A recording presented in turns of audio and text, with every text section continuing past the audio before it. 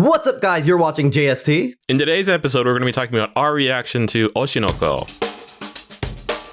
Oshinoko. So you're actually up to date for a change. Yeah, recently I've been quite behind on my anime watching, for quite a while. But I watched the whole first season before we recorded today. Oh, your little homework? Yeah. Oh. It was kind of like, doing my homework on the bus on the way to school. Uh-huh. But I made it in time. Or like the last day of summer, basically. Yeah. How do you live in Japan and not be up to date with anime? Like, I've got shit to do, you know. You got shit to do? You make it sound like I don't got shit to do. I don't. I really don't. I got to edit the podcast and all that. That's true. I have to work, but working is just it's overrated. But I mean, there is a lot of pressure to get caught up on certain animes like this one. There's a lot of Oshihara. Oshinoko harassment. Oshinoko harassment. Oh no, which is actually a thing. Probably it's gonna be a thing. I feel like probably yeah. There was, what was it? Kimehara, yeah. Which is demon slayer harassment. Yeah. Can't believe that's actually a thing. So basically, in Japan, there's a different, like, not just sexual harassment or power harassment. There's demon slayer harassment and Jujutsu Kaisen JJK harassment. Basically, your colleagues or your boss saying, it's like, you haven't watched that series? Oh my god, you're so not up to date, and just like banter you. Yeah. Probably like people in English speaking countries had that with Game of Thrones. If you weren't watching Game of Thrones, you would like sort of be a pariah. Oh my god. I haven't watched it either, so I can't really say anything about that. Well, you don't live in an English speaking country, so I think you're safe. That's true. How did you like it though? It was great. It definitely lived up to the hype. Yeah. Okay. Yeah. That's good to know. As if I wrote it. I think it was a really I'm not saying it's a surprising hit, but like I wasn't thinking that it's going to be this popular though, to be honest. Because I've been reading the manga when it started on Jump Plus, which is like an app that's released by Shonen Jump, and they do it online. They release the episodes online, and I've been following it for like, how long has it been running for? Like a couple of years, probably. Okay. Yeah. And I felt like it'll become an anime, but I thought it would be more of like a cult classic, kind of like it'll have like a very niche audience. I see. Because it's like isekai, not really isekai. It's like rebirth, like tensei, I guess. Is tensei a genre? That's true. It's the same world, just the reincarnation part of reincarnation. Yeah. And idol and otaku culture. So I thought it'll be a very niche audience. True. Yeah. I feel like everyone's watching it. Like literally. Yeah, it definitely, like, I think the people making it sort of knew that because they had Yoasobi doing the intro. That's true. I wonder how they figure that out. Like, yeah, because idols kind of like are definitely like a subculture thing. It's not completely the song mainstream. Idol by Yoasobi, but the idea of an idol or like girl groups. You mean? Yeah. That's true. Yeah, it's pretty mainstream, but like not universal. But I think the anime was like sort of, even people who aren't normally interested in idol culture, that kind of thing, were still watching it. Yeah, and like you'd think that like if it's for Oshinoko about idols, they would bring an actual idol group, or maybe even like the actual characters, like anime character songs. As like an opening or ending, but they chose Yoasobi for it. Yeah, meaning that they were expecting a large audience or like a more broader audience. It's a really smart choice. Yeah, because Yoasobi is a very popular group, which we talked about in our first episode. Yeah. Linked in the description, probably. Yeah, you should definitely watch it. It's such a great episode. Yeah. I shouldn't say that. That's what I've heard. But yeah, it was so. I heard some spoilers going into it when I watched it, I think probably everybody had, but...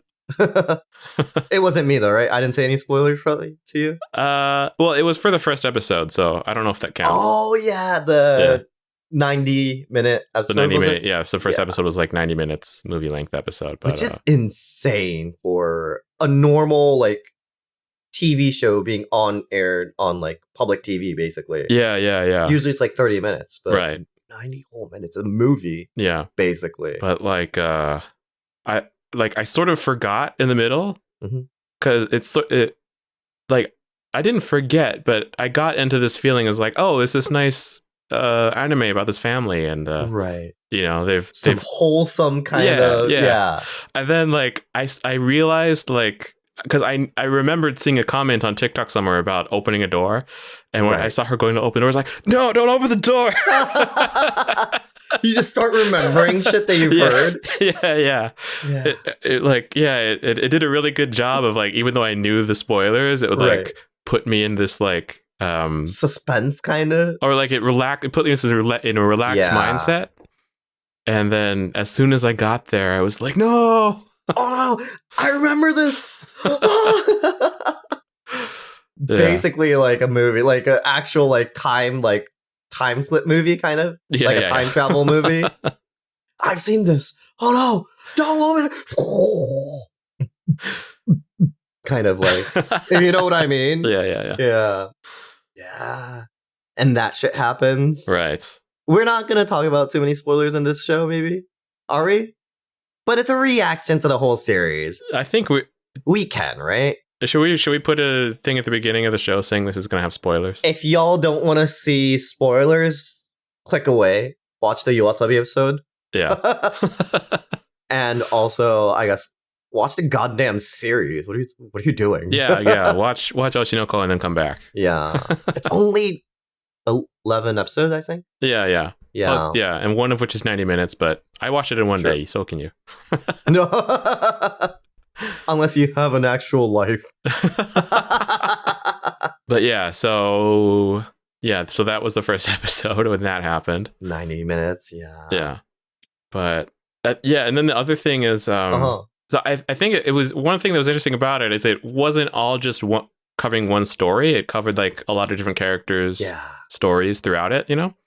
Which it had its sort of, you know, good parts and bad parts. Like if you really were interested in how that the main family's story was going to go, then maybe you would have wanted to see more of that. But I think it did do a really good job of like sort of keeping that direction while going into these sort of sub stories, side quests, yeah.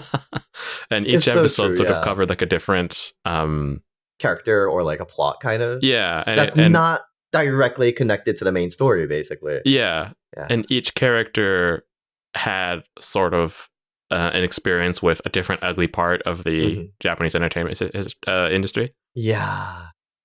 Is it just the Japanese? Oh, I guess it is. Yeah. I mean, it's probably similar in other countries, but I feel like the reality show, like the high school reality show. I feel like something like that could also happen. I think it is a problem in certain places, like even in the States. I think they even said that in the show. I think they were talking about how in other countries.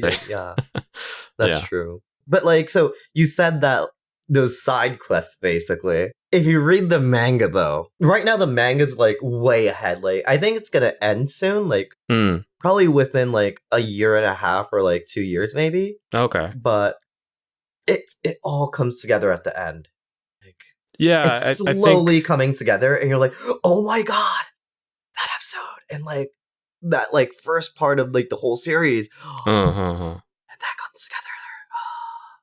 Yeah, you can tell like the way that Aqua, everything is like part of his master plan, like everything that he does. Oh, for sure. Sometimes like he kind of seems like an anti-hero. The way he's like, oh, I think I can use this person. And then when his eye turns black, you know, he's like, oh, like this guy's like, he's the hero, but he's also like taking advantage of people. Is he good or bad? But you know, I think on the whole, I think he's generally on the good side. Oh, definitely. Of course.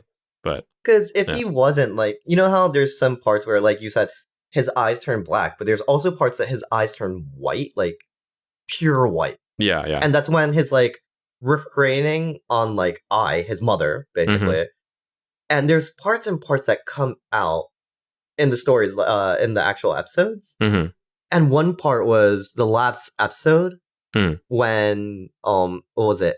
Arima Kana, she's doing the Mm-hmm. live, and like there's a scene where she perfectly traces basically the first episode when Ai is doing the live in front of like her babies. Mm-hmm.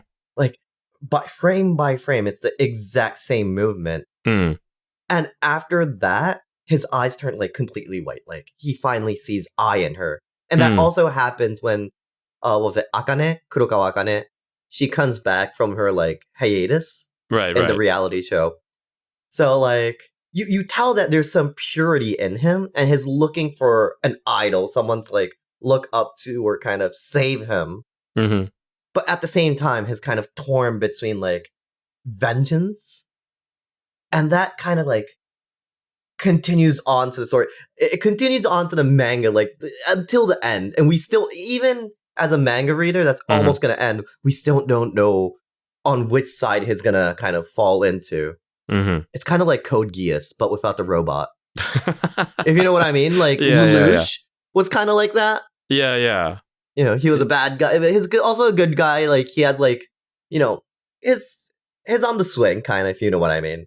Yeah. Yeah. Like, I think sometimes doing bad things for the right reason kind of thing. Right. I think, but I wouldn't say anything that Aqua has done has been bad necessarily. Really? I mean, it's all part of the job, pretty much, right? Everything that he does. Maybe. I mean, that's true. Until you read the more recent chapters. Okay, so maybe he sort of goes a bit more of the dark side. Yeah. Like I feel Well, conflicted about like right. the way that he ended the reality show. Uh-huh. Like, because when he kissed Akane, Yeah. like on one hand, like he's obviously just taking advantage of her, Right. but on the other hand, that's just what happens in those shows. It does. Yeah. But at the same time, though, like he knows that she likes him, so it's and he's using it for his revenge, if you know what I mean. So, but he's also kind of honest with her about it. Like he's like, no, we're not actually a real couple. Like it's just for the show, and he was honest with her. He didn't try to trick her into believing that he was actually interested or anything like that. No, right? But he's also hiding the fact that he's using her only for the revenge factor. So, isn't that kind of like? Yeah, but he also can't tell people that he's a reincarnated version of the person who was her doctor and fan before he became her son. To Ruby, yeah, that's true. Until you read the latest chapter. Oh. Even the first choices that he made in the beginning of the series, like the first season of the anime, just... I can't say no more. Mm-hmm. Read the manga, everyone. I think the English version's out too. So is it? Oh, that's cool. I hope so. Y'all read it. Or stay tuned to the second season, which was announced actually on the last episode. Yeah. Imagine it wasn't. It would have just. There's no way it would get canceled. Considering it won't get canceled, but I feel like they wouldn't just say anything about it, and people are gonna be like, "When is it gonna come out?" Because at least if we know that they're like in production or already planning the production, it'll be out in like a year or two, probably. Yeah, probably next summer. Yeah, hopefully, because that's the case for JJK. So, Jujutsu Kaisen. Yeah. That's what the young people call it, JJK. Yeah, I'm not sure if they do. I kind of made it up. I don't know. I saw on Twitter. So, but Akane's story was very, very dark. Obviously, it was, and I think maybe people outside Japan don't know the context of that story with reality. So I think a lot of the lines used in the show were very similar to what happened on an actual real reality show, and something like that actually happened to a person. And in a Japanese reality show, right? Yeah. And did the girl actually die in real life? Yeah, in real life, yes. It wasn't like she just attempted suicide and got saved by somebody or something like that. That part was different, but the real person actually died.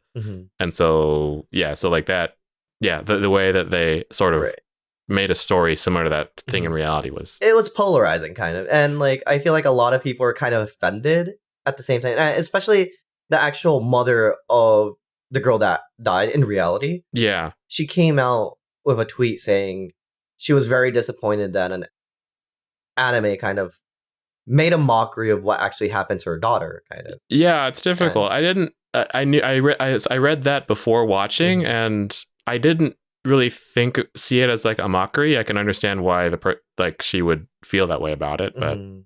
I thought it was done in a respectful way, and Right. At the that's same just my time, opinion. right? No. I totally agree with you, and I think what the mother was saying is that the anime producers or the mangaka, the person that's writing the manga, never came to her saying that they were Hmm. gonna make that into an anime or Hmm. even write that when the manga first came out. Hmm. So I feel like she was kind of felt like she was offended, I guess, like, kind of like taken Yeah, use of, if you know what I mean. yeah. I Yeah, can understand why she'd feel that way, but right. it's And difficult. Like it in art, is like who owns like that idea? Like right. does someone own that idea? Hmm. And I mean, on one hand, like you would want to not do something that would hurt the family, but on the other hand, like for Yeah, the sake of art, is it worth it? You know. right. But I mean, that's like the kind of story that this is. Like that. So that Yeah. it was I very think that's deep the in a way. narrative they wanted to take as well. Yeah. Like they wanted to make it like more of like getting people aware of what kind of issues are going on in like you said, Japanese entertainment business. Yeah, and it definitely Yeah. challenges the viewer. For sure. Yeah. And I feel like the whole like this time season 1 ended with B Komachi debuting on their first actual concert, but Hmm. the whole manga series, even the next, I think it was announced in the last episode, but the next season is going to be more of like they're going to focus on 2.5 jigen, 2.5 dimension live action what was it called? Theater kind of. Hmm. But they also talk about like some dark aspects of that, and later on different arc starts, and they really focus on what kind of shit goes on in the entertainment industry and kind of makes people aware of it. So I think that's what the author's trying to do, Hmm. but at the same time just not it's not working well because it's such a polarizing topic to talk about, I feel Hmm. like. Yeah. Yeah. And I think that's one of the reasons why I think it was like right after the Akane episode when she tried to jump off the bridge. Hmm. There was one filler episode, not really a filler, but it was like a Tokubetsu like a special show where Hmm. the voice actors came on and just talked about the show, kind of. That's why there's Oh, only really? 11 episodes or so. Usually Japanese animes are like 13 episodes. Yeah. Yeah. So it's one less than normal or two less. And I Okay. think it's because they kind of had to stop airing the show once because it was kind of up in flames in social media. Really? Yeah, and I think a lot of people thought that too. Well, is But at there the another same, missing episode somewhere? so that's what I thought. That's what I thought was gonna happen. But after watching the final episode and how clean it was, like how it like kind of it was a clean ending, wasn't it? Like for Yeah. a season. So I was just a little bit not sure. As in, they could have planned it out from the beginning. But then, if that's the case, it feels like they calculated the whole like going up in flames because it's such a weird timing to have that filler episode, if you know what I mean. I guess. Yeah. But I mean, And having the filler episode will make it even more like, you know, of a topic for people to talk about on the social networking like hmm. platforms. Hmm. So I don't know. But I might be overthinking it. I don't know if they'd be able to pull that together in a week though, with all the voice actors gathering together to do a show like that and have I it don't go on the know. air within a week. I don't know. Japanese anime industry is pretty Yeah. ブラック企業. like a Yeah.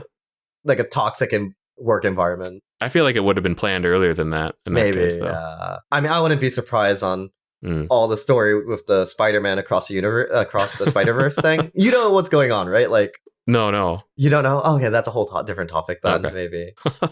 Yeah. It was. But anyways, yeah. There was a lot of like interesting choices that they made in the anime series. Like a lot of different parts from the manga. They cut out some parts. They added in some parts actually from the manga. Like I think in the last episode where Akana was kind of unsure why she's there performing. She thought that like because all the light sticks were like yellow, some red, but no white. Her own light stick, and she was kind of sad. She wasn't smiling properly, and I think the audience also felt that. The manager character. I don't know how they translate Tencho in English, but the dude in the bandana, I think. Yeah, the guy that was talking about the original Bikomachi and how the new one doesn't live up to them because they don't have a strong idol, basically. Yeah.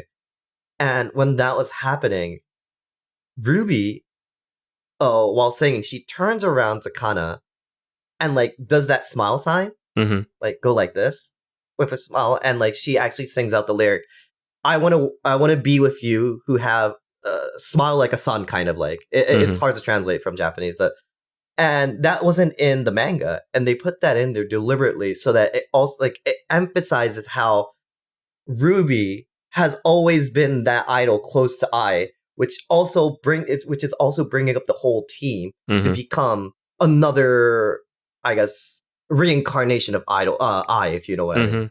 Yeah. Right. And it's such a great choice to do. And yeah, speaking of Ruby, the contrast between her and Aqua is interesting because so she's already caught up to her age when she died. Yeah. And so now she's just living her life. Right. So I think that's really an interesting contrast between her and with Aqua, because Aqua is like a 30-something-year-old in like a prepubescent body. Well, probably by now he's like, oh, he's a high school student. Yeah, you're right. So that's true. Yeah. He was a baby in the beginning, though. Yeah. But so weird. But yeah, so like now she's caught up to her age that she was when she died the first time, and then so now she can just live her own life, and now she has a chance to become the next, the person to follow in her mother's footsteps. Right. So technically speaking, she wasn't a high school student when she died, I think. She was a little bit younger, I think she was, because before she died, Aqua, well, what was his name? Whatever his name was before he died, it doesn't really matter. Sensei. Yeah, the doctor. Yeah. To her, I think he said something like, well, first you got to be 16. Right, something like that. Like that. And so she was definitely less than 16. Yeah. And I think by now she's high school age, so I guess she's more or less caught up to that age. More or less, yeah. Probably past it. Yeah. Oh my god, I want to talk about the manga so much because that's such a great point. Like the current arc that's happening, it's focused on Ruby, and it's so real because like it focuses on like her age, kind of her mental age, and her need of love from her family, kind of. Y'all have to read it. You have to read it, Ricky. No. Highly recommend it. All right. Highly recommend it. But yeah, it's a really interesting contrast. But he was also saying like, I didn't know how that came up, but like in one of the episodes, he was saying like, I have a mind of 32-year-old or however old he was, but his in a high school body, and his mindset is getting pulled to his body or something. Yeah, because I mean, when you're in that body, you have a lot of your emotions and what you want is controlled by hormones and stuff. I think that's the point, right? So he was trying to figure out how he was feeling, his feelings towards Akane, right? Yeah. And that's why he wanted to play catch with Kana to try and figure that out. Yeah. And then that part was, I was sort of confused. Not confused like I didn't get it, but I felt like it was sort of a intentionally vague again. Like, was he there because he does actually have those feelings towards Kana, or like how did he figure that out by playing catch with her is what I was thinking. Right. Or Akane, you mean? Well, no, because he said he doesn't actually. So. Oh yeah, you're right. He said he doesn't have feelings towards Akane. He was just sort of, feeling that way because I guess she reminded him of I. Yeah. But why was playing catch with Kana the thing that made him realize that? Yeah. And I was like, oh, does he actually like Kana? No, I don't know. Even in the manga, it doesn't come up yet, so we don't know. But I don't think so, though, because if that was the case, he wouldn't be. I think he specifically said that, like, when he was dressed up as Pyosuke. the What was it? the The I bird, forget the the muscle yeah bird. Yeah, he was like, it's so easy to manipulate her or something. He said yeah something of that line. So I feel like everything he does to Kana is all calculated to kind of have her do things for himself, kind of. And I think that cash ball was also just to like get her more into him, if you know what I mean. Because she was thinking like, oh, his asking me all these questions, his like asking for my advice. He must trust me or something like that. And I think both it's can be just true using though. that. Yeah, I don't know. I think he's an asshole. So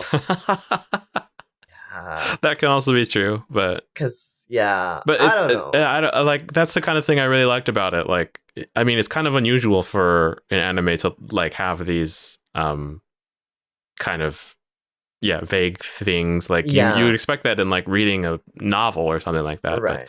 usually when you're watching an anime, it's sort of like a roller coaster ride or something at Mhm. the end of it. It's kind of just over. And especially for the main character to be like that. Yeah. It's usually like the side characters that are hmm like, oh, is this individual an ally or a foe? And you just don't know until the last episode. Yeah. Yeah. Then you figure out that's the main character's father, actually. No specific anime that I have uh-huh. in mind. I'm just Uh-huh. saying as Yeah. could be Star Wars. hmm But yeah, and I sort of forgot halfway through that the whole thing was he's trying to figure out through the list of people in Ai's phone which of them is his father, right? Right. Or if also he might not even be in the list, but he's only gotten one person off the list, right? So he's got a Yeah. ways to go. Long ways to go. Yeah. That was an insane plot armor, though. He just like, I guess it's not a plot armor. Like how he tried out every password to get to Yeah. whatever it was. I think it was like it's a 5-digit number or something. Yeah. Yeah, it's not a plot armor because he in the storyline he did it for like 10 years. I think I thought it was like more like 4, but 4 years was it yeah. that short? Okay, so but even then, I feel like it's so unrealistic. I don't know. You think Well, that if you mess up the password that many times, it'll like lock up in like I thought it was an old phone though. it was. It was a what do you call it? A flip phone, like a Yeah. Nokia phone, kind of. Yeah. Yeah, that's true. It was before phones had encryption even. That's true. Conveniently, the password is the same name as the novel of Oshinoko, like a spin-off novel of Oh, Oshinoko. right. I forgot about that. Yeah, Okay. which the song "Idol" by Yoasobi was based off of. If you want to know more about this, you should watch the episode again. Again, you probably watched it first time in the intro when we first talked about it. But also like our channel, subscribe. Yes, definitely. Yeah, Yeah. it's probably right here now. You're gonna put it right here. Yeah, Subscribe. Yeah. But yeah, so final thoughts? Final thoughts. Yeah. That was a great anime. I'm looking forward to the second season, but at the same time, I'm scared because it's just gonna get darker and darker. So I don't know. I'll watch it, but I feel like I'll every time I watch it every week, I'll just become really depressed. Yeah, same. I think if you want to see an anime that sort of challenges you as the viewer in some ways and also sort of is a reflection of some sort of darker parts of reality, in this case specifically the entertainment industry. Right. If you want to sort of see something like that, definitely you should watch this. You should definitely watch this. I think it's very accurate too. Yeah. Yeah. Like especially like when the characters that are like not the actors and actresses and idols and stuff, like right, the director, the producers, and the managers and stuff, they're very representative of like people who are actually in an industry. Yeah, to a scary level. Yeah. Yeah. But it probably is based on actual specific people, I think. Probably. I think the author actually did their interview properly. Yeah. Like a lot of times, it's probably not public about who it's based on, but there are probably definitely people who know, like, oh, that's that person. Like, yeah, exactly. Yeah. Like in Silicon Valley, did you ever watch that show? I haven't. It's a comedy show and American comedy show, but Shirihara. Shitty. Silicon Valley harassment. That'd be a different thing. Yeah. Yeah, you're right.